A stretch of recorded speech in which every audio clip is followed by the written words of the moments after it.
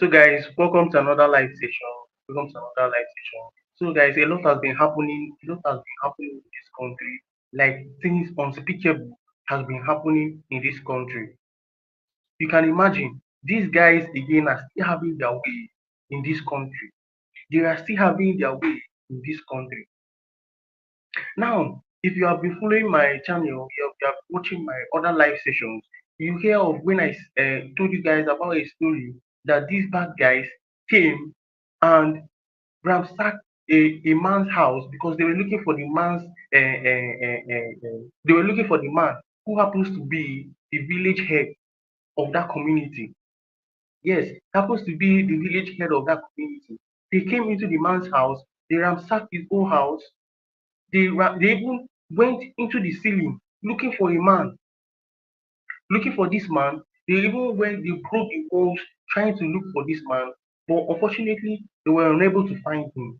Yeah, I'm talking about my last live session, what we discussed about, I'm talking about my last live session.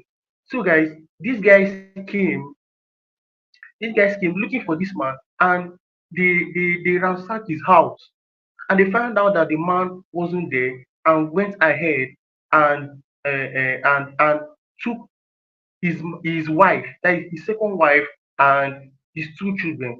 You guys are seeing the height of this act of terrorism in this country. This act of these bad guys, these bandits, they are doing a lot in this country.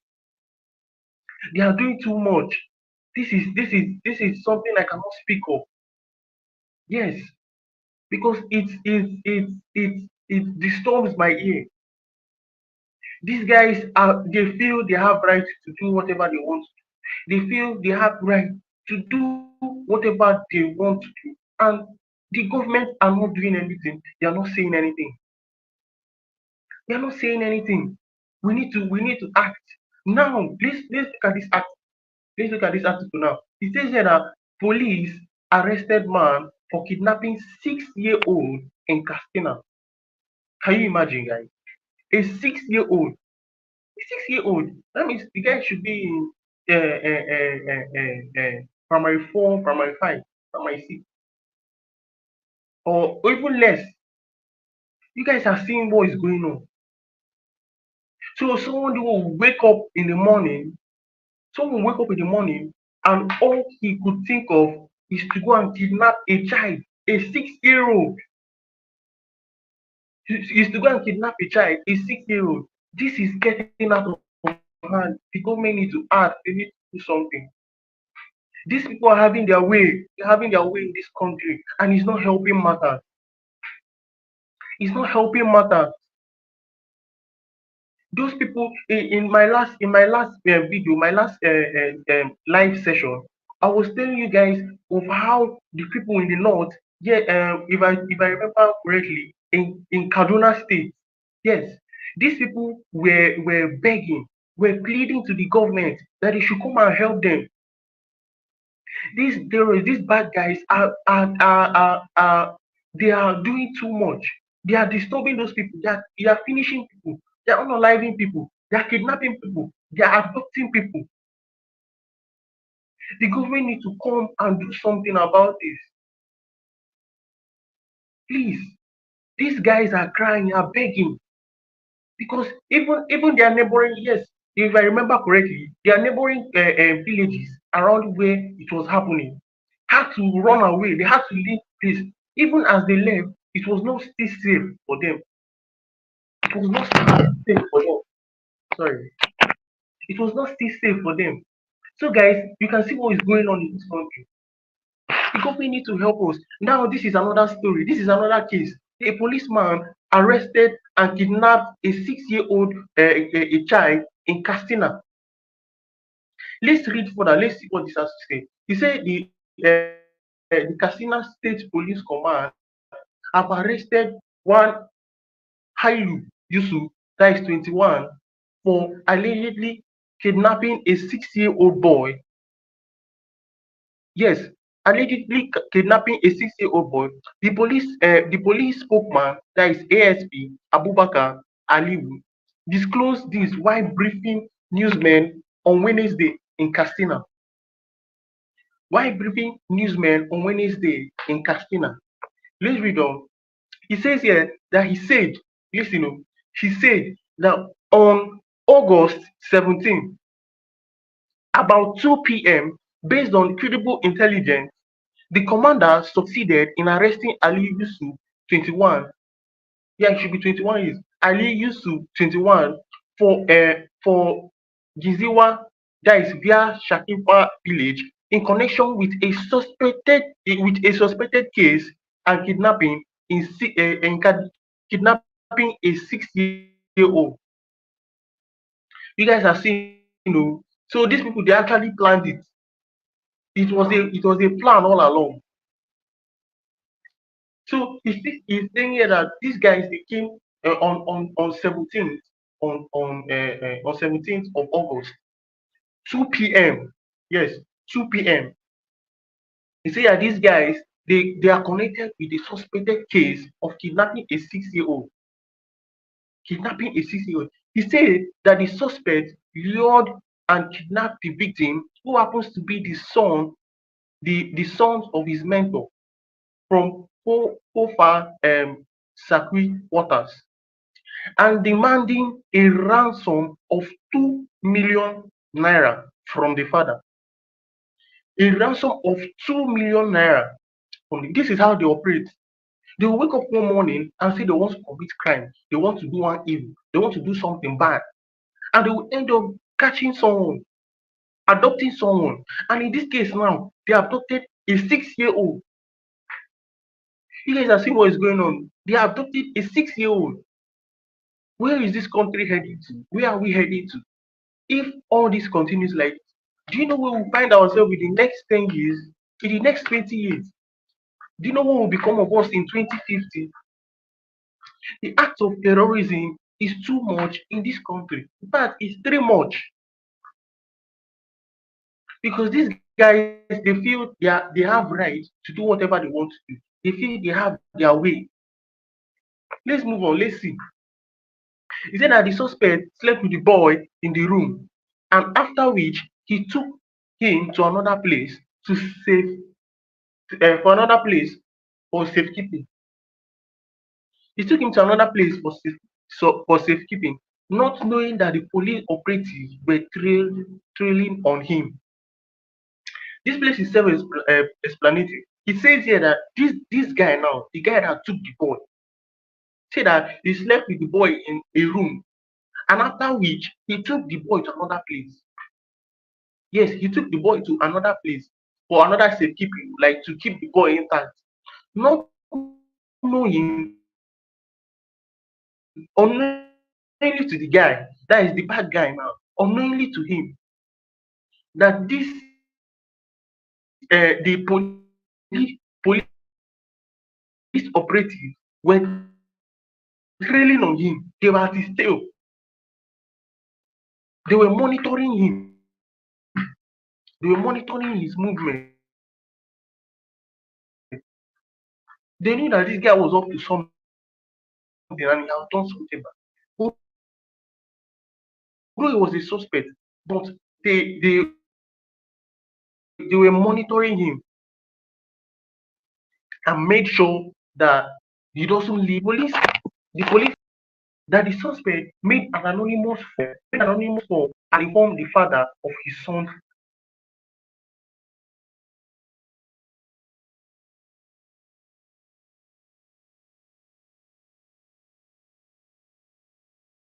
Like, you guys have seen it. They are doing things unspeakable. So the police explained that the suspect made an anonymous phone call. This is how they do. Once they get someone, they will do and go and call, use a maybe private number and call the person's parents, so that the person can pay some amount of money for their son or for their children to be released. Yes, this is how they operate.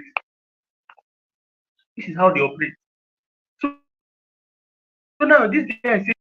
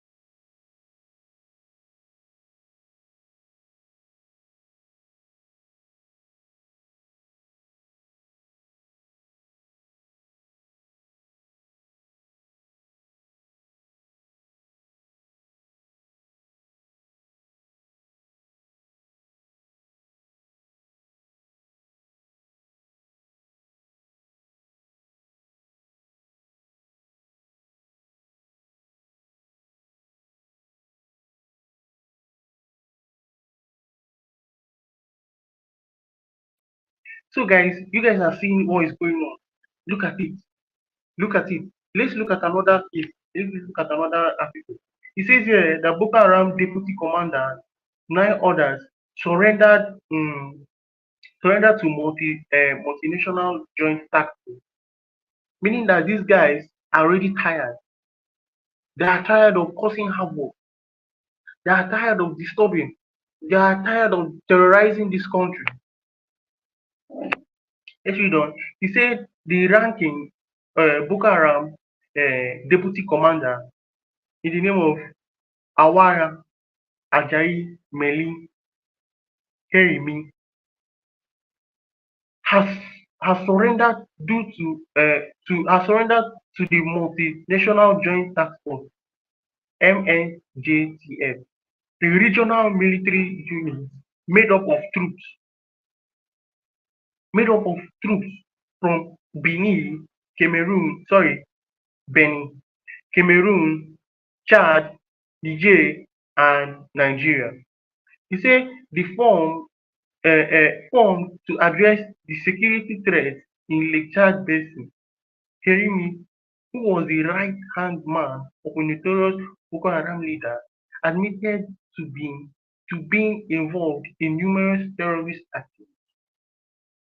He's confessing. He's saying that he's tired, that these guys are terrorizing this country. He needs to come out and be open and confess. He needs to come out in the open and confess. He said that this carry means surrender.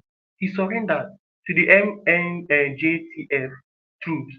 Also welcomed Balogun Modu, a former Boko Haram member, along with his family of 8, who managed to escape from a terrorist camp in Meti. Modu explained that he became delusional with the group's violent action, and which led him to, meaning that he was even tired. He was tired of all the there is no gain. There is no gain. There was no gain. What are they gaining in killing people, in finishing people? What are they gaining? So this guy had to come and say, please, I surrender. I surrender. I surrender. He was tired. He came and told the MJTF, the task force, that he's tired and he surrenders. This man is a notorious, the right hand man of a notorious Boko Haram leader. Can you imagine? The right hand man of a notorious Boko Haram leader. He said Colonel Olani, that is Usiba, the MJTF's military chief, the chief military information officer, described these surrenders as a major breakthrough in the fight against terrorism. Yes, this is a serious major breakthrough. When all these guys come and surrender, it's a major breakthrough. Yes, it's a major breakthrough in the fight against terrorism. Yes, they are fighting against terrorism their own. He emphasized that this recent development underscore the commitment of the MNJTF to combat terrorism and safeguard the Lake Chad region. Yes, guys, you can see it here that these people they are tired already. They are tired already. They are tired of all this finishing, terrorizing countries, doing all sorts of things, especially in Nigeria, doing all those things in Nigeria. They are tired. The man came and said he's tired, that he surrendered, and it's a major breakthrough in acting in war in terrorism in Nigeria. These people have to come out. They have to come out and surrender, unless, because if they don't come out like this, since the government is not saying anything, what will become of us?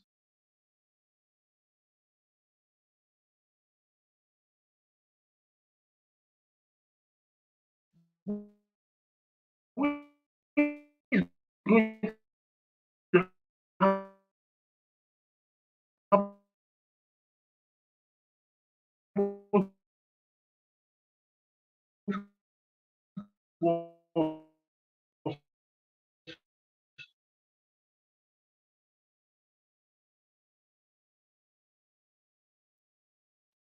What is going to happen to us?